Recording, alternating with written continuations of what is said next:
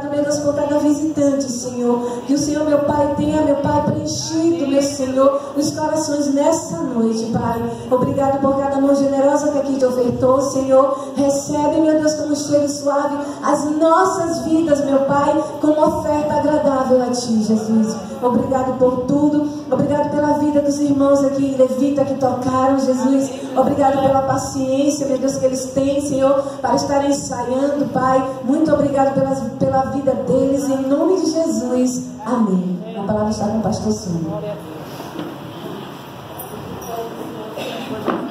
Graça e paz da parte de Deus e de Cristo Jesus. Amém. Glória a Deus. Bom é estarmos aqui louvando a Deus, né? Podemos exaltar o teu santo nome. Deus maravilhoso, Deus glorioso, Deus poderoso. E estar na presença do Senhor é um privilégio. Tem um hino que diz que o cancioneiro, na letra da música, eles ficam a pensar no privilégio que muitos tiveram ao ver o seu rosto, sentir sua mão. Eu também teria a mesma alegria de vê-lo bem perto, ou tê-lo bem perto, bem juntinho a mim, de olhar em seus olhos serenos e meigos. Oh, como eu seria tão feliz assim. Então veja que poucos conseguem entender a importância e o privilégio que é estar na presença do Senhor. Então nós somos privilegiados. Nós vamos abrir as nossas Bíblias nesta noite no livro de Mateus, capítulo de número 2, versículo 1 a seguir. Nós vamos falar nesta noite das tentativas. É óbvio que não falaremos de todas as tentativas, mas de algumas tentativas de Satanás de impedir que Jesus cumprisse a missão de salvar a humanidade. Mateus capítulo 2, versículo 1 a seguir. A irmã Joselma já saudou os visitantes. Vamos com a irmã Dina Mares aqui conosco. Seja bem-vinda, irmã Dina. A amiga dela de trabalho que também está aqui conosco. Marta. A irmã Simara, já fazem alguns anos que nós não víamos, e ela hoje está aqui também conosco, e ela está acompanhada do seu namorado. E eu gostaria de saber, irmã Simara, como é o nome do seu namorado? Reinaldo. Amém. Glória a Deus. Foi por conta do jogador, do grande jogador da seleção, que seu pai botou esse nome de Reinaldo? Não sabe, não tem o histórico, né? Amém. Seja bem-vindo, então, Reinaldo. Você mesmo lá, natural de Curitiba, Joinville, Santa Catarina. Amém. Terra bonita. Lá da ponte Hercílio Luz, né? Aí em Floripa. Não só estou falando do estado. Amém. Aquela ponte é cartão postal do estado de Santa Catarina. Todos encontraram? Amém? Então vamos fazer a leitura da palavra do Senhor, que diz assim: E tendo nascido Jesus em Belém da Judéia, no tempo do rei Herodes, eis que os magos vieram do Oriente a Jerusalém e perguntaram: onde está aquele que é nascido rei dos judeus?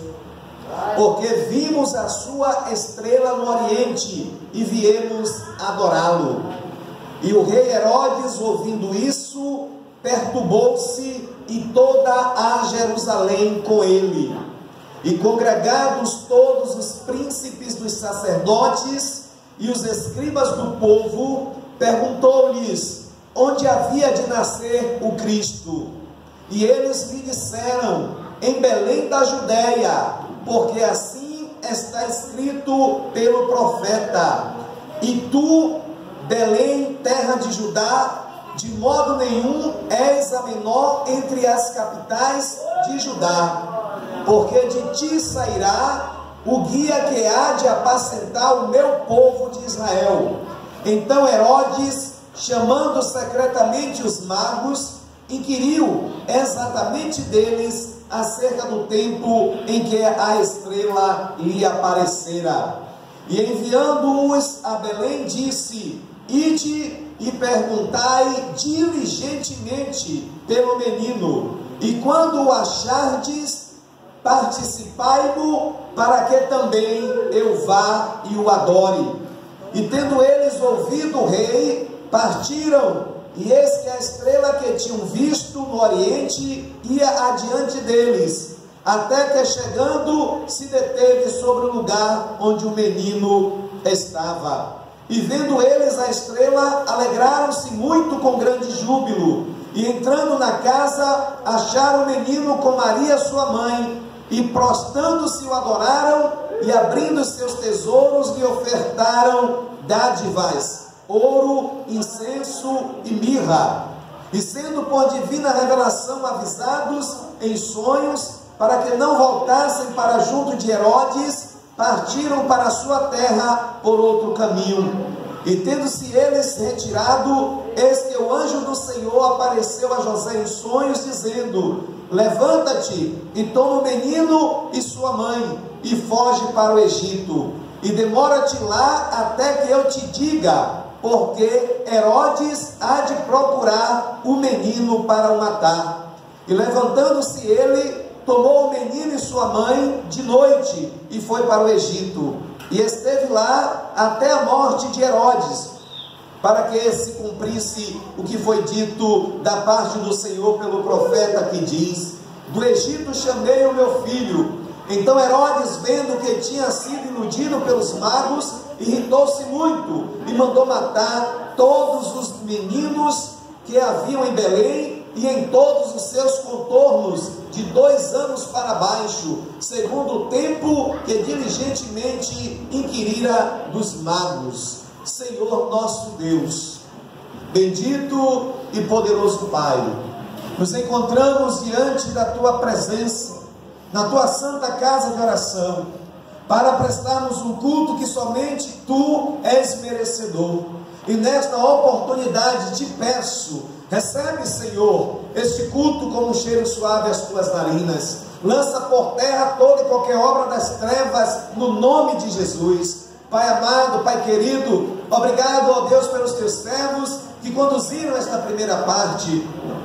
Que o Senhor continue os abençoando em nome de Jesus. Obrigado por cada visitante aqui nesta noite. Ó Deus, obrigado pela presença da Tua serva Simara. Ó Deus, que depois de alguns anos ela vem aqui a passeio, ó Deus, visitar os seus familiares, e vem acompanhada, Deus amado, do seu namorado, ó Deus, Reinaldo. Que o Senhor, meu Deus, esteja abençoando a Tua filha e a volta dela também, e que nada, ó Deus, aconteça, ó Deus, que venha prejudicar os Teus filhos em nome de Jesus. Usa-me como instrumento em Tuas mãos, é a oração que eu te faço, em nome de Jesus Cristo, amém, e graças a Deus. Os irmãos podem sentar.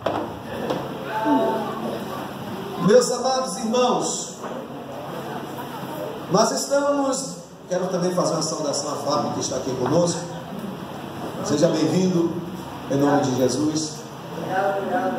Nesta noite, como eu havia anunciado de forma preliminar, nós estaremos trazendo para os irmãos as investidas de Satanás na tentativa de obstruir e de impedir a realização do plano salvífico de Deus na pessoa do seu Filho, o nosso Senhor e Salvador Jesus Cristo. E a primeira investida de Satanás para tentar evitar que o plano de salvação de Deus se efetivasse de fato na pessoa de Cristo, Satanás usa o rei chamado Herodes. Era o rei da cidade de Belém, era o rei da cidade de Jerusalém. E diz a palavra do Senhor que quando os magos que estavam vindo do Oriente, seguindo aquela estrela que era chamada estrela guia, eles acompanhavam a estrela porque eles sabiam que a estrela anunciava Jesus Cristo, o Messias, e aonde a estrela parasse, ali o menino estava. E eles chegaram em Jerusalém, diz a palavra do Senhor, e anunciaram para todos ali na cidade de Jerusalém, perguntando aonde havia nascido o rei dos judeus. E quando esta notícia chegou aos ouvidos do rei Herodes, diz a palavra do Senhor que Herodes ficou perturbado. Perturbou-se muito e toda Jerusalém com ele. Imagine que, para aqueles que ainda vivem esse regime da monarquia, o trono, o reinado é passado de pai para filho. E quando essa notícia chega de que havia nascido um menino que era considerado o futuro rei, Herodes então se sente atingido. Ele começa a perceber que o seu reinado agora está correndo um risco, porque como era normal e natural que o reinado fosse transmitido de pai para filho, provavelmente o seu filho não herdaria o trono, já que aqueles reis estavam anunciando que havia nascido um outro rei que não era ele. Aquela perturbação invadiu a mente e o coração de Herodes e de toda a cidade. Imagine, irmãos, quando a notícia começou a percorrer a cidade, as pessoas ouvindo aquela notícia de que havia nascido um outro rei. Mas como assim? Eu fico imaginando a indagação de todas aquelas pessoas naquela cidade, dizendo: como assim? Nasceu um rei? Quem é esse rei? Não é Herodes? O próximo rei não vai vir da família de Herodes? Da descendência de Herodes? Quem é esse novo rei? E houve realmente um burburinho muito grande naquela cidade. E diz a palavra do Senhor que Herodes convocou e conclamou todos os principais homens envolvidos, os príncipes, os sacerdotes, os religiosos, para tentar de alguma forma entender o que estava acontecendo. E aqueles reis magos informaram exatamente o que estava acontecendo, e ele então chama aqueles 3 reis magos de forma secreta, particular, e diz para eles que quando eles se encontrassem com o menino, que viesse a Jerusalém, voltasse a Jerusalém e o informasse aonde havia encontrado o menino, porque ele também queria adorá-lo. Que beleza, né? Que maravilha! O rei Herodes, que até então estava perturbado, preocupado com aquela situação, agora está pedindo para aqueles reis magos que informasse com precisão e que voltassem diligentemente para informá-lo da localização do menino, porque ele também queria ir até Belém para adorá-lo. E diz a palavra do Senhor, meus amados irmãos, que quando aqueles reis magos continuaram a viagem, encontraram de fato o menino, e ali fizeram uma grande festa, se alegraram, foi muito júbilo, foi uma felicidade muito grande. E então eles trouxeram ali presentes para aquele menino que havia nascido, o rei dos judeus. E eles trouxeram incenso, ouro e mirra. E diz a palavra do Senhor que depois de um tempo eles foram advertidos em sonho por Deus, para que não voltassem a Jerusalém e informassem ao rei Herodes aonde o menino se encontrava, porque certamente Herodes iria matá-lo. E logo em seguida diz a palavra do Senhor que um anjo também avisou a José, pai do menino Jesus Cristo de Nazaré, que ele pegasse o seu filho e fosse para o Egito, porque Herodes queria tirar a vida daquela criança. Louvado seja o nome do Senhor. Satanás então começa a planejar. Satanás agora começa a usar Herodes na tentativa de matar a Jesus Cristo, aquela criança. E diz a palavra do Senhor que o tempo passou e os 3 reis magos não voltaram a Jerusalém. E Herodes ficou preocupado. Eles voltaram por outro caminho para o Oriente. E diz a palavra do Senhor que então Herodes mandou que se cometesse no seu país um assassinato em massa, em série, de todas as crianças de 2 anos para baixo. E todas as crianças da idade de 2 anos para baixo foram executadas e assassinadas, porque Herodes, fazendo assim, já que ele não sabia em que família pertencia Jesus Cristo, em que família exatamente ele se encontrava, então ele calculou pelo período de tempo, mais ou menos a época em que Jesus havia nascido. Ele disse: é mais ou menos nessa faixa, de 2 anos para baixo. Então, numa margem certífica, ele diz: matem a todos os que tiverem de 2 anos para baixo. Era a tentativa de que com isso Jesus Cristo também fosse assassinado no meio daquelas crianças.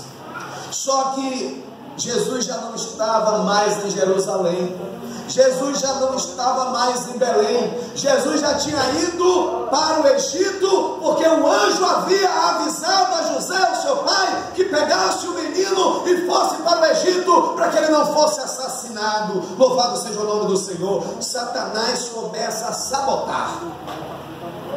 Sabotagem, sabe o que significa? Provocar prejuízos ou danos. Sabotar é provocar prejuízos ou dano. No caso, provocar prejuízo ou dano à obra redentora, à obra salvadora de Deus para a humanidade, na pessoa do seu Filho Jesus Cristo. Louvado seja o nome do Senhor. A sabotagem de Satanás, nesse sentido, não deu certo.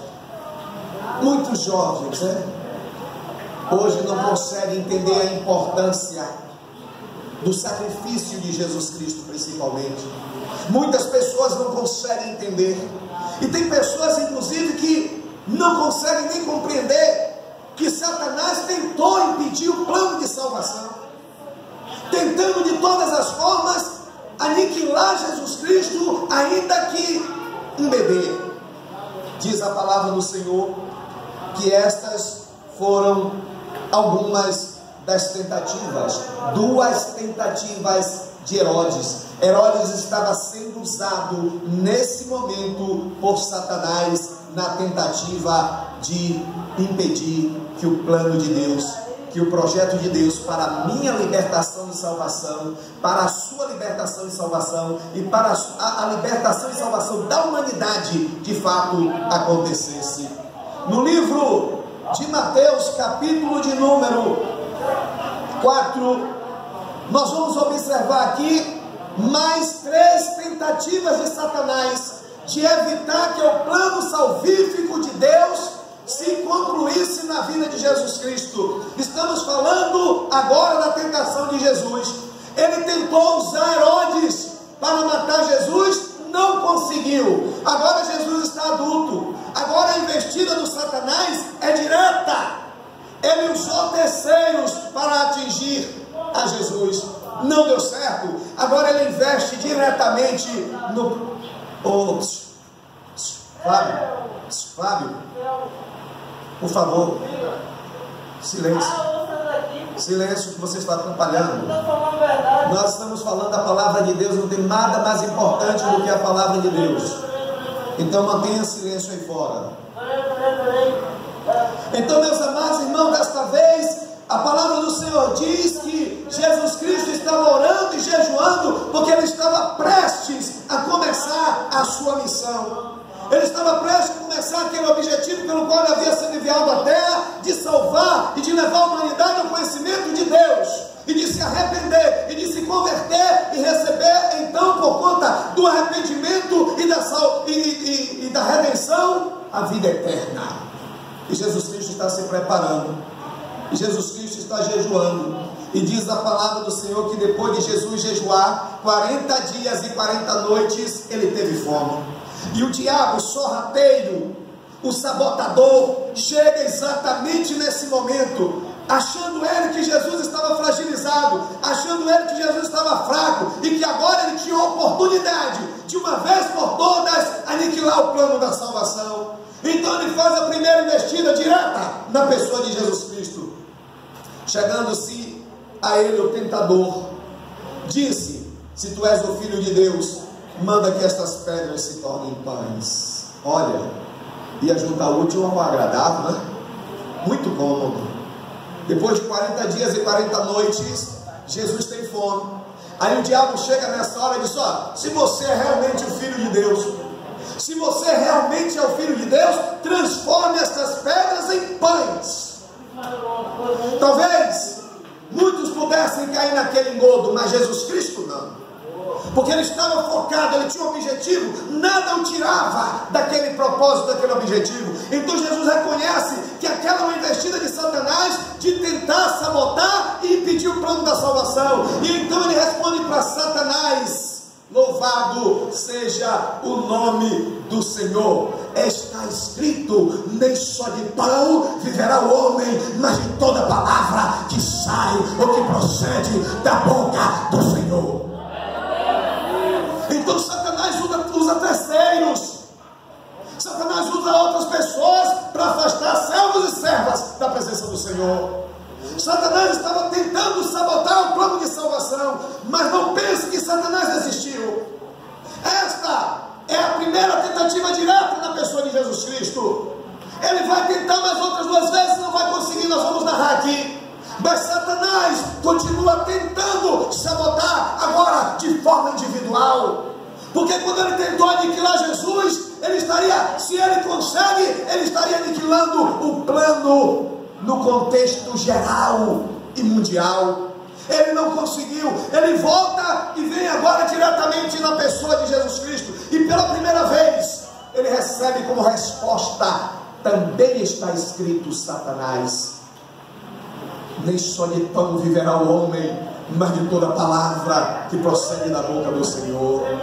E aí diz a palavra do Senhor que depois dessa resposta de Jesus Cristo, o diabo não se deu por satisfeito, queria colocar em prática o plano de sabotagem. Então Satanás, mais uma vez, diz a palavra do Senhor, versículo número 5 de Mateus 4, então o diabo o transportou à cidade santa e colocou sobre o pináculo do templo e disse-lhe: se tu és o Filho de Deus, lança-te daqui abaixo, porque está escrito: aos seus anjos dará ordem ao teu respeito, e tomar-te-ão das tuas mãos, para que nunca tropeces em alguma pedra. Oh glória, é verdade.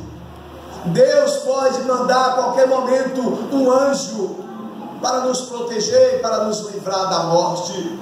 E então Satanás agora está tentando. Olha, eu estava aqui essa semana na quarta-feira pregando e falando, tem muita gente, meu irmão, que ainda não consegue entender quem ele é. Eu disse aqui que quando eu cheguei na igreja, eu era um mendigo, eu não tinha roupa para vestir, eu vesti uma roupa de tergal, uma calça de tergal, e há mais de 10 anos, tergal já tinha deixado de existir, as pessoas já não usavam mais. Eu usava sapato doado dos outros. E alguém disse: olha, pastor, convide esse homem para pregar, porque está pregando direitinho. E o pastor disse: como eu vou convidar? Porque ele é um mendigo. Então o pastor disse que não me convidaria para pregar na igreja dele, porque eu era um mendigo. Como ele botaria um mendigo para pregar? Mas mesmo chegando na igreja vestido numa calça de tergal, alinhavado pela própria mão da minha mãe, mesmo sem condições nenhuma, mas eu nunca me senti menosprezado, ou seja, eu nunca me senti desvalorizado, eu sempre me senti o filho do Deus Altíssimo.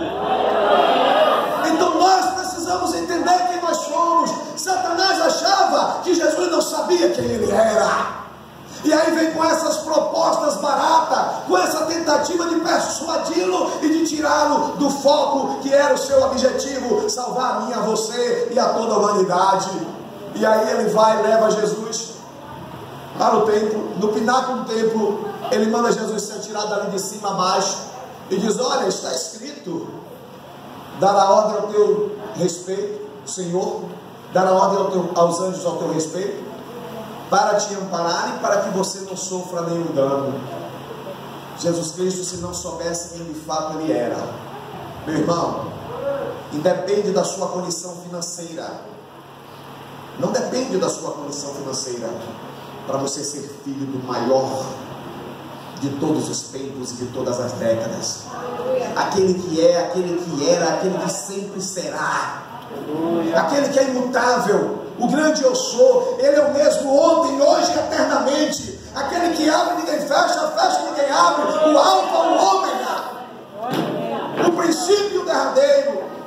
E diz a palavra do Senhor que quando Satanás fez essa proposta, Jesus lhe respondeu, disse-lhe Jesus, também está escrito, não tentarás ao Senhor teu Deus. A segunda tentativa de Satanás de sabotar a obra salvadora cai por terra.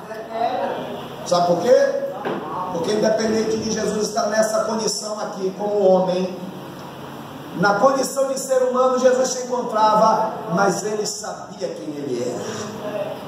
Ele sabia da sua identidade, ele sabia qual era o propósito dele estar aqui nesta terra. Então Satanás, não dando-se por satisfeito, tenta pela terceira vez, e na terceira vez diz a palavra do Senhor, que novamente o transportou o diabo para um monte muito alto.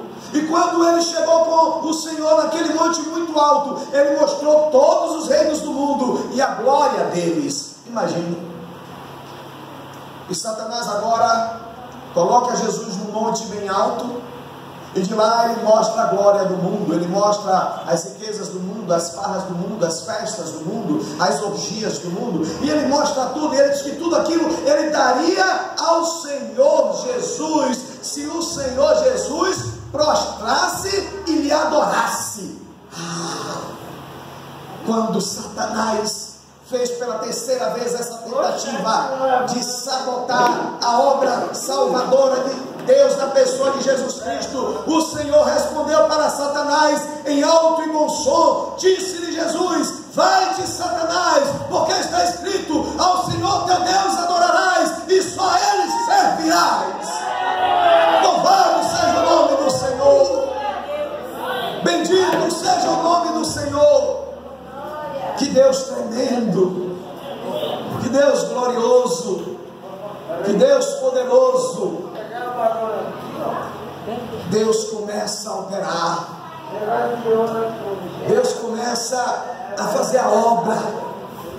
Eu gosto daquele versículo que diz, ainda antes que houvesse dia eu sou, e agindo eu, quem impedirá? Antes que houvesse dia, Deus já existe. Nada pode escapar das mãos do Senhor, e operando Ele, quem impedirá? Ninguém pode frustrar, ninguém pode sabotar o plano de Deus, o projeto de Deus para a minha vida e para a sua vida. Mas não tenham dúvidas, é esse o alerta que eu quero trazer para a igreja de Cristo nesta noite. Não tenham dúvidas que Satanás continua nos dias de hoje tentando sabotar o plano de salvação do Senhor nosso Deus, agora de forma individual. Como assim, pastor? Quando ele tentou matar Jesus Cristo, ainda no colo da sua mãe, e quando ele tentou aqui com essas três tentações, fazer com que Jesus cedesse, e se Jesus tivesse cedido, o plano de salvação teria ido por água abaixo, porque Satanás teria conseguido sabotar, e sabotar é provocar prejuízo ou dano. Prejuízo ou dano em quê? Na obra salvadora. Imagine se Satanás tivesse conseguido seu objetivo. Talvez o pastor Sandro não estivesse aqui nesta noite. Talvez muitos de vocês não estivessem aqui nesta noite. Mas o plano de Deus não foi sabotado. Satanás não conseguiu sabotar o plano e o projeto do Deus Altíssimo, mas agora ele está investindo de forma individual, e ele vem e usa um e usa outro. E ainda quando vem para a casa do Senhor, vem tão perturbado por Satanás, como ficou o rei Herodes tão perturbado com aquela notícia de que um novo rei estava nascendo. Ele ficou tão perturbado que aí ele começa a projetar, fazer uma espécie de plano para acabar com a vida daquela criança. E muitos que estão perdidos aí, sem Deus, sem Cristo, sem esperança e sem salvação, e o Satanás continua investindo contra essas pessoas na tentativa agora, porque ele não pode sabotar na totalidade. Então ele vai como uma beija-flor do inferno, não como esta beija-flor da natureza, da flora que nós temos, a fauna e a flora, não como esta que visita as flores para tirar o néctar das flores, mas ele agora anda como se fosse uma beija-flor do inferno, visitando e beijando não as flores naturais da natureza, mas visitando pessoas que estão sem Deus, sem Cristo, sem esperança e sem salvação, na tentativa de impedi-las de chegarem até a presença do Senhor e aceitá-lo como seu Senhor e como seu Salvador. Mas nós não vamos vacilar. Nós que estamos aqui, aqueles que já fizeram um compromisso com o Senhor, não se esqueçam que Satanás a todo instante está tentando me tirar da presença dele, do Senhor, que Satanás a todo instante está tentando me tirar, está tentando te tirar, está tentando nos tirar da presença de Deus, e nós temos que vigiar para não cair na tentação de Satanás. Mateus 16, 21, eu quero que os irmãos acompanhem comigo. Mateus 16, versículo de número 21, tem mais aí. Satanás continua tentando de todas as formas impedir o plano de salvação. 16, 21 diz assim: desde então começou Jesus a mostrar aos seus discípulos que convinha ir a Jerusalém e padecer muito dos anciãos e dos principais dos sacerdotes e dos escribas, e ser morto e ressuscitar o terceiro dia. Olha, Jesus sabia, Jesus estava consciente desta missão tão sublime, tão importante, ainda que ela trouxesse tanta dor, ainda que ela fosse tão pesada.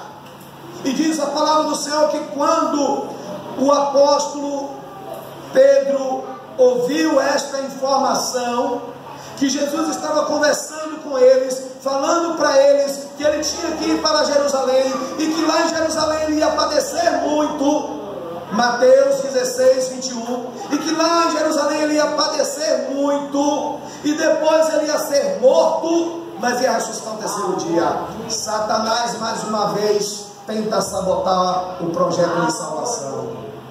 E sabe o que é que Satanás faz? Satanás então usa Pedro, e Pedro chama Jesus, observe, e o repreende. Olha que ousadia. Versículo de número 22: e Pedro, tomando-o de repente, ou tomando a parte, começou a repreendê-lo, dizendo: Senhor, tem compaixão de ti, de modo nenhum te acontecerá isso. Olha que beleza. Sabe, quando Jesus ouve isso da boca de um dos seus apóstolos, Jesus Cristo dá uma resposta que aparentemente a gente pensa que é pesada, mas a resposta não era para o interlocutor, para aquele que estava falando. O diabo estava apenas usando a boca, estava apenas usando a garganta de Pedro para falar aquilo e tentar convencer Jesus Cristo de não levar avante o plano e o projeto da salvação. Então Jesus Cristo, percebendo que Pedro estava sendo usado, repreendeu a Satanás e disse: louvado seja o nome do Senhor, para trás de mim, Satanás. Oh glória!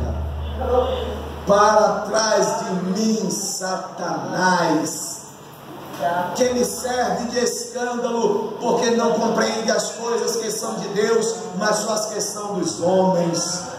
E esta foi mais uma tentativa fracassada de Satanás tentar impedir o projeto salvífico de Deus na pessoa do nosso Senhor e Salvador Jesus Cristo para nós todos. Agora, para encerrar, nós vamos para Lucas 22, versículo 1 a seguir, em nome do Senhor Jesus Cristo. Lucas 22, 1 a seguir, diz assim a palavra do Senhor: estava, pois, perto a festa dos pães asmos, chamada Páscoa, e os principais dos sacerdotes e os escribas andavam procurando como matariam, porque temiam o povo. Olha, Satanás continua tentando acabar com a vida de Jesus Cristo, o Messias, o Salvador. Entrou, porém, Satanás em Judas, que tinha por sobrenome Iscariotes, o qual era do número dos 12, e foi e falou com os principais dos sacerdotes e com os capitães de como lhe entregaria, os quais se alegraram e convieram lhe dar dinheiro, e ele concordou e buscava oportunidade para lhe entregar sem alvoroço. Misericórdia. Depois de Satanás tentar por 4 vezes boicotar, sabotar, aniquilar o projeto de Deus para a salvação da minha vida e da sua vida, das nossas vidas, então Satanás agora usa um apóstolo de Jesus Cristo. E esse apóstolo foi usado por Satanás, e diz a palavra do Senhor que Satanás entrou em Judas. E Satanás entrando em Judas, Judas foi até a presença dos principais sacerdotes, dos escribas, aqueles príncipes da religiosidade, e ali fizeram aquele projeto de acabarem com a vida de Jesus Cristo. Judas seria um traidor. Jesus Cristo foi traído por um dos seus discípulos. Satanás então não consegue colocar o seu plano em prática. Satanás não conseguiu derrotar o projeto de Deus. Então, quando ele vê que não consegue derrotar o projeto de Deus, quando Satanás percebe que não vai conseguir destruir o projeto de Deus de salvar a humanidade perdida, então Satanás quer impor agora apenas uma vergonha e diz: eu vou usar um dos próprios discípulos dele para traí-lo. E Judas trai Jesus. Com um beijo, Judas o traiu. Satanás não pôde destruir o projeto de Deus, mas Judas deixou-se Satanás acabar com a sua vida. Quando ele deixou Satanás entrar na sua mente, no seu coração, e ele foi e vendeu Jesus Cristo por 30 moedas, e depois, arrependido, tirou a sua própria vida. Já era tarde demais. Mas o que eu quero dizer para você, meu amado irmão, minha amada irmã visitante, o projeto de Deus continua válido. Deus continua com seu plano de salvação em franco desenvolvimento. Ele continua salvando e libertando. Jesus quer tirar a humanidade do destino cruel do fogo do inferno. Jesus quer nos poupar, Jesus quer nos salvar, porque naquele lugar a palavra do Senhor diz que ali só haverá choro e ranger de dentes. Deus quer poupar a minha vida e a sua vida. E você que ainda não fez uma aliança com Deus, talvez seja assim: mas isso não é tão sério assim, essa coisa de salvação, isso não é tão real. Eu lhe trouxe aqui 4 provas de que o plano da salvação é real, porque se o plano da salvação não fosse real, Satanás não ia usar todos os métodos que estavam ao seu alcance na tentativa de persuadir a Jesus Cristo, na tentativa de impedir que Jesus Cristo chegasse até a cruz do Calvário e derramasse o seu sangue para me limpar dos meus pecados. Então é real. Vida eterna e condenação eterna. Tem 2 direções a seguir, 2 caminhos a tomar, 2 escolhas a fazer. você decide nesta noite. Se você quer continuar do jeito que você está, ou você diante da palavra que foi aqui apresentada, diante da palavra de Deus que foi exposta para você, diante de tudo que foi falado aqui para você, você vê que é real. Há sim um projeto de salvação. A salvação ela é real, assim como a condenação eterna também. E você tem o direito de fazer a sua escolha. E se você escolhe salvação e vida eterna, nós estaremos orando por você, louvando e bendizendo o nome do Senhor pela sua vida. Às vezes, eu quero trazer esse conto rápido aqui para encerrar com os amados irmãos. Enquanto as irmãs vinham, estão vindo aí trazendo a nossa intenção, que é a farofa de copo. E observem, que a gente às vezes pensa que o problema dos outros não é nosso. A gente vê uma situação como essa, acha que o problema é dele, esquece que também é nosso esse problema aí. Entendeu? Então eu vou trazer aqui um ponto rápido. Peço que os irmãos fiquem em silêncio para que vocês tentem entender. Havia um fazendeiro e saiu com a sua esposa às compras. E quando ele voltou das compras, ele pegou um pacote e começou a abri-lo. E havia um ratinho lá no buraco. E o ratinho começou a olhar, observando o que aqueles donos da fazenda estavam abrindo. E ele começou a imaginar. A imaginação do ratinho foi longe e ele começou a pensar: vai sair dali de dentro daquela embalagem alguma comida gostosa. E para a surpresa dele, quando aquele fazendeiro desembrulhou, o que saiu de dentro daquela embalagem foi uma ratoeira. E quando o ratinho viu que o que saiu daquela embalagem não foi nenhuma comida, foi apenas uma ratoeira, que para ele não era apenas, para ele era um terror, e ele desesperado começou a gritar: ratoeira na fazenda, ratoeira na fazenda, ratoeira na fazenda. E ele correu e foi até a galinha e disse: há uma ratoeira na casa, há uma ratoeira na casa.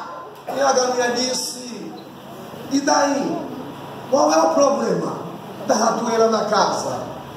E ele, desesperado, continuou a gritar em parte em direção ao porco: tem uma ratoeira na casa, tem uma ratoeira na casa. E o porco disse: ratinho, não fique desesperado, eu não corro nenhum risco com a ratoeira na casa, mas não se preocupe não, eu vou orar por você.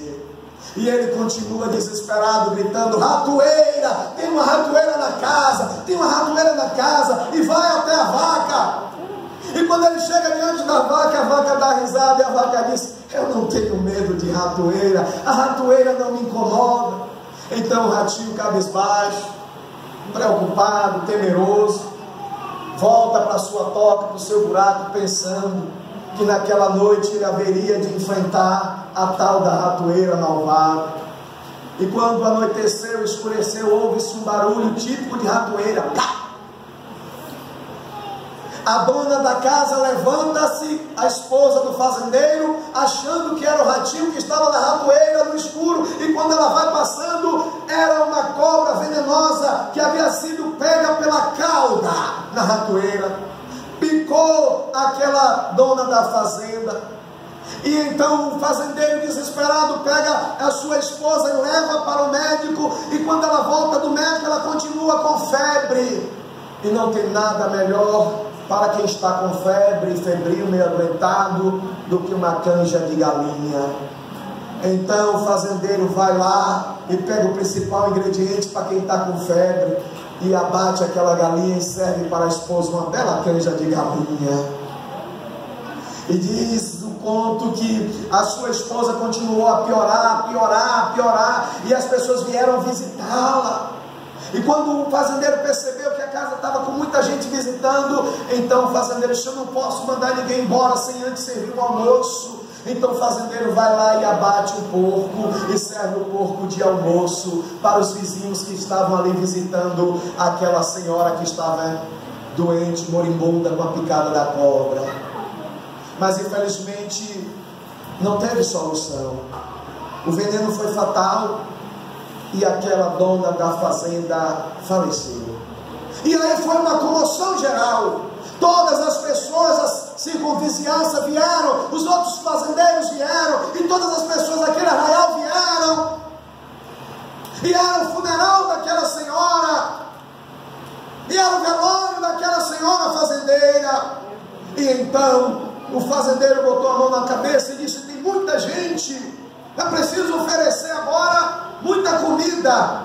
E abateu o boi e serviu para matar a fome de toda aquela gente que veio se comover com a morte daquela fazendeira.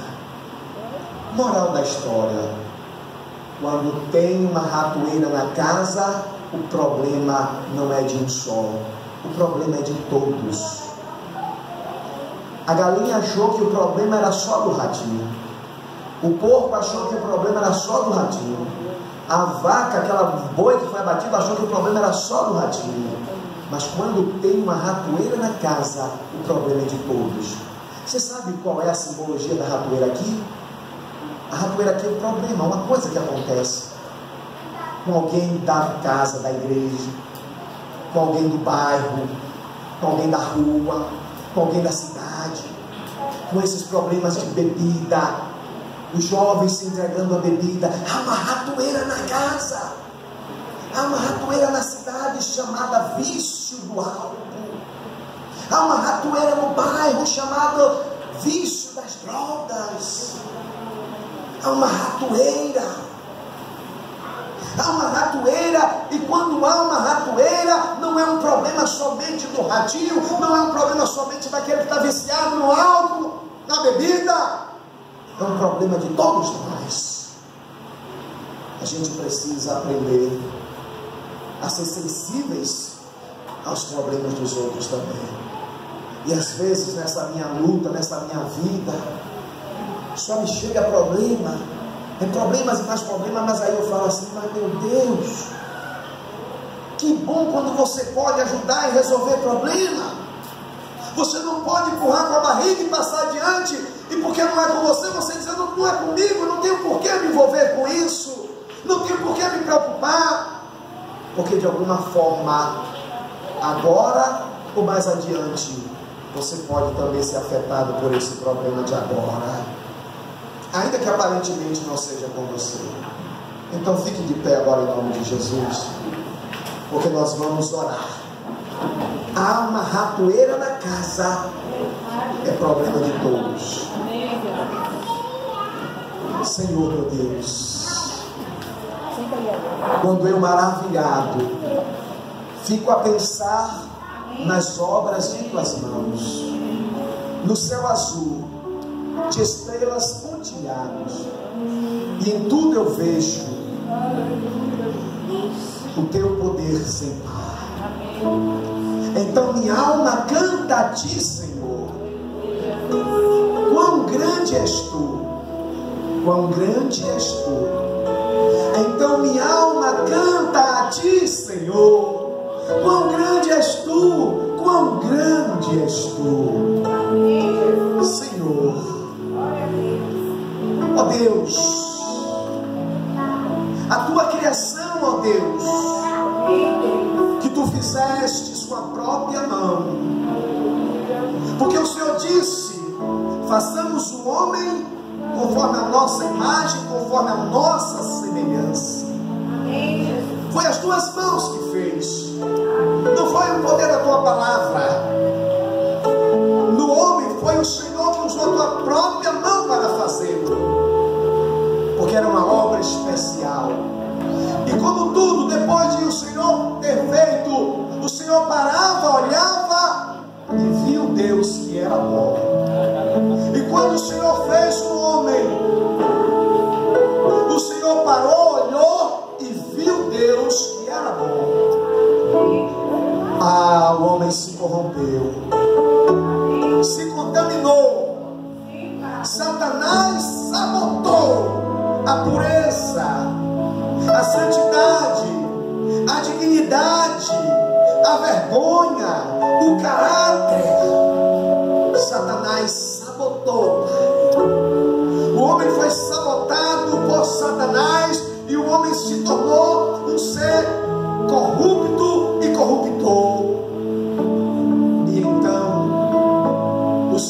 teve que elaborar o plano da salvação.